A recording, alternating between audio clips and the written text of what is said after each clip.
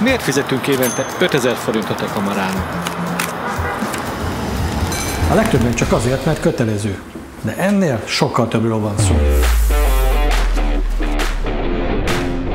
Amikor a legtöbben egyszerűen csak hétköznapi munkákat látnak, mi olyan vállalkozásokat látunk, akik megoldásokat hoznak, akik utat törnek, kockázatot vállalnak és folyamatosan fejlődnek. A Bokik célja, hogy támogassa ezt a fejlődést információval, kapcsolatokkal és eszközökkel. A Bokik azért dolgozik, hogy tagjai hozzáférjenek szakképzéshez, iparági információkhoz és új üzleti partnerekhez. Hisszük, hogy a siker kulcsa a közösség és az együttműködés.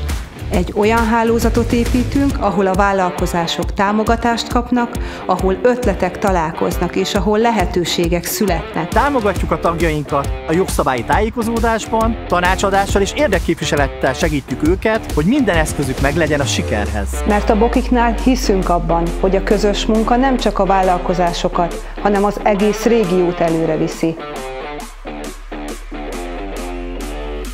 Válj te is tagjává ennek a közösségnek!